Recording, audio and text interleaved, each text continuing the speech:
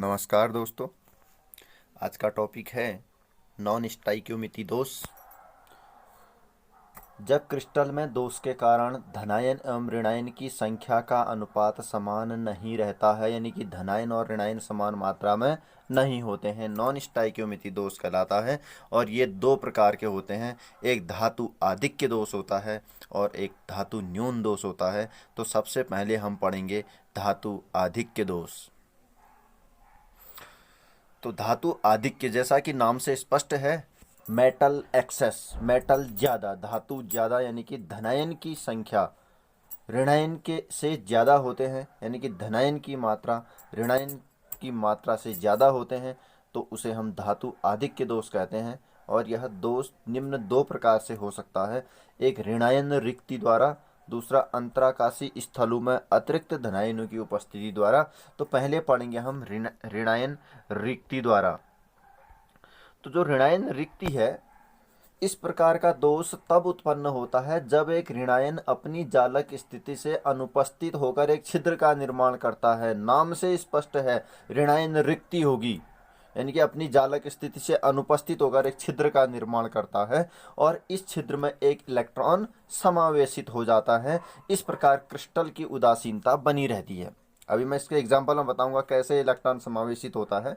जब हम क्या करते हैं, NaCl को सोडियम वाष्प की उपस्थिति में गर्म करते हैं, तो सोडियम परमाणु क्रिस्टल की सतह पर जमा हो जाते हैं। मैं आपको इसके फिगर में बताता हूँ। इसमें इस चित्र में हम ये देखते हैं कि जब हम क्या करते हैं, NaCl को सोडियम वाष्प के वातावरण में गर्म करते हैं, तो क्रिस्टल जालक से Cl आयन अपनी जगह छोड़ जाते हैं और सोडियम परमाणु क्रिस्टल की सतह पर जमा हो जाते हैं।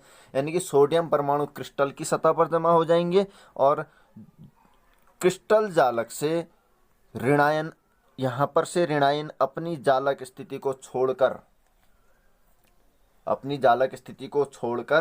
सतह पर फैल जाते हैं और अपनी जगह रिक्तियां उत्पन्न कर देते हैं, खाली स्थान छोड़ देते हैं। और ये इसलिए छोड़ते हैं क्योंकि ये सोडियम धातु से जुड़ने की कोशिश करते हैं। अब सोडियम धातु से कब जुड़ेंगे, जब सोडियम आयनित होकर सोडियम आयन बनाएंगे और क्लोरीन तब उस सोडियम आयन से जुड़ेगा। और जिस समय सोडियम इलेक्ट्रॉन को छोड़ेगा, यानी कि आयन बनाते वक्त इलेक्ट्रॉन को छोड़ेगा, जैसे हम यहाँ पर ऐसा दिखा सकते हैं, Na है, सोडियम ने आयन बनाया और इलेक्ट्रॉन छोड़ दिया। तो इलेक्ट्रॉन छोड़ दिया तो यह इलेक्ट्रॉन ही इस रिक्ति में समावेशित हो जाता है, यानी कि इस ऋणायन रिक्तियों द्वारा फंसा लिया जाता है, जिस कारण क्रिस्टल में उदासीनता बनी रहती है। इसके बाद जो ऋणायन रिक्तियां हैं, इस ऋणायन रिक्तियों में समावेशित इलेक्ट्रॉन को F केंद्र या रंग केंद्र कहते हैं, क्योंकि ये क्रिस्टल को रंग प्रदान करते हैं। जैसे KCl है, बैगनी रंग का है, गुलाबी रंग LiCl का हो गया, NaCl का पीला रंग। तो F सेंटर की डेफिनेशन मैंने बिल्कुल अलग से इसलिए भी दे दी है क्योंकि ये बहुत इंपॉर्टेंट है, एग्जाम में बार बार आते रहता है। तो ऋणावेशित रिक्तियों में समावेशित इलेक्ट्रॉन को F केंद्र कहते हैं, क्योंकि ये क्रिस्टल को रंग प्रदान करते हैं। ये समावेशित इलेक्ट्रॉन क्रिस्टल में घूमते रहते हैं और प्रकाश को अवशोषित कर रंग को प्रदान करते हैं। इसके बाद अंतराकाशी स्थलों में अतिरिक्त धनायनों की उपस्थिति द्वारा इस प्रकार का दोष तब उत्पन्न होता है जब एक अतिरिक्त धनायन एक अंतराकाशी स्थल में उपस्थित होता है और क्रिस्टल की उदासीनता को बनाए रखने के लिए एक इलेक्ट्रॉन अंतराकाशी स्थल में उपस्थित रहता है। कैसे रहता है वो देखते हैं अभी हम। यहाँ पर देखते हैं इस एग्जाम्पल में अतिरिक्त धनायन, यहाँ पर हम अतिरिक्त धनायन की बात करेंगे, वह अंतराकाशी स्थल में है। ये बीच का जो गैप आपको दिख रहा है, ये सभी अंतराकाशी स्थल कहलाता है। ये जो बीच में गैप है, ये सभी अंतराकाशी स्थल कहलाता है। तो इस अंतराकाशी स्थल में ए धनायन है, ये धनायन यहाँ पर दिख रहा है आपको, और इसकी उदासीनता को बनाए रखने के लिए बगल में इलेक्ट्रॉन है, जिस कारण इसकी उदासीनता बनी रहती है। उसके बाद पढ़ते हैं हम धातु न्यून दोष। नाम से स्पष्ट है, धातु न्यून, धातु की संख्या कम, यानी कि धनायनों की संख्या कम होगी ऋणायनों से। इस प्रकार के दोष में धनायनों की संख्या ऋणायनों से कम होती है, और ये दो प्रकार के होते हैं। अब हम धनायन रिक्ति द्वारा पढ़ेंगे। तो नाम से स्पष्ट है,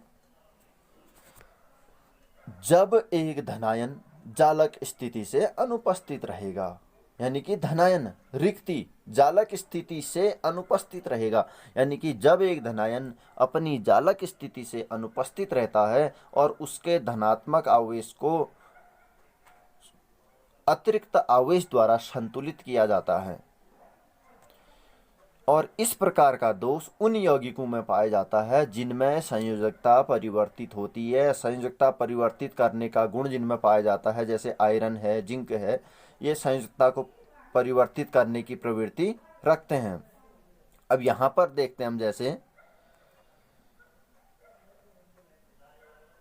इसके जालक स्थल में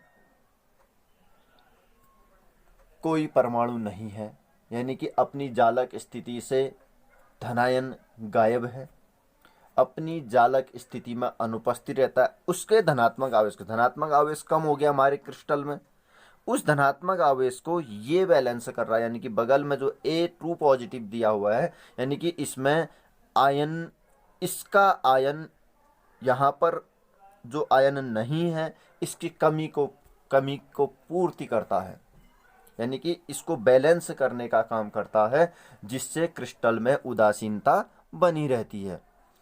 और यह उन्हीं यौगिकों में पाया जाएगा जिनमें संयुक्ता परिवर्तित करने की प्रवृत्ति पाई जाती है। इसके अब है अंतराकाशी स्थलों में अतिरिक्त ऋणायन द्वारा। इस प्रकार के क्रिस्टलों में कुछ अतिरिक्त ऋणायन अंतराकाशी स्थल में उपस्थित होते हैं और इनके आवेश जालक बिंदु में उपस्थित आवेश द्वारा संतुलित होते हैं। जैसे इस क्रिस्टल में हम देखते हैं कि यहाँ पर B- आयन है, अतिरिक्त है, अंतराकाशी स्थल में है, और इसके आवेश को संतुलित करने के लिए जालक स्थल में अतिरिक्त धनायन उपस्थित है, इसके द्वारा यह संतुलित हो जाता है, जिस कारण क्रिस्टल में उदासीनता बनी रहती है। ये B- को A+2 संतुलित कर रहा है। अब यहाँ पर एक बात ये आती है कि इन सामान्यतः जो क्रिस्टल होते हैं उसमें यह दोष नहीं होता है, क्योंकि ऋणायन का आकार बड़ा होने के कारण इन अंतराकाशी स्थानों में नहीं आ पाता है, इसलिए यह दोष कम पाया जाता है। अब इसके बाद है इलेक्ट्रॉनिक दोष। इलेक्ट्रॉन की व्यवस्था में अनियमितता के कारण उत्पन्न दोष इलेक्ट्रॉनिक दोष कहलाता है। इलेक्ट्रॉन की व्यवस्था में अनियमितता के कारण। अब जैसे हमने एग्जाम्पल लिया, शुद्ध सिलिकॉन के कुछ क्रिस्टल लिए, इसमें कुछ इलेक्ट्रॉन परम ताप यानी कि 0 केल्विन से ऊपर ताप पर मुक्त होते हैं। ये इलेक्ट्रॉन सिलिकॉन के क्रिस्टल जालक में गति के लिए स्वतंत्र होते हैं, और जो इलेक्ट्रॉन स्वतंत्र होता है वह विद्युत चालन के लिए भी जिम्मेदार होता है, तथा ये इलेक्ट्रॉन मुक्त होने पर छिद्र बना देते हैं। इसमें छिद्र व इलेक्ट्रॉन की संख्या समान होती है। ये छिद्र भी विद्युत संचालन कर सकते हैं, लेकिन इलेक्ट्रॉन की विपरीत दिशा में गति करते हैं। इन छिद्रों को H से प्रदर्शित करते हैं, यानी कि होल होता है तो ये H से प्रदर्शित करते हैं। फिर भी अन्य तत्वों की अशुद्धियों को डालकर असंतुलन उत्पन्न किया जा सकता है, इसे डोपिंग कहते हैं। ये टॉपिक हमारे आने वाले नेक्स्ट वीडियोज़ में भी और डिटेल में आएंगे। फिलहाल हमने यहाँ पर ये देखना है कि इलेक्ट्रॉनिक दोष, इलेक्ट्रॉनों की व्यवस्था में अनियमितता के कारण ही इलेक्ट्रॉनिक दोष उत्पन्न होता है। तो दोस्तों, अगर ये वीडियो आपको पसंद आए तो लाइक, शेयर एंड सब्सक्राइब जरूर। धन्यवाद।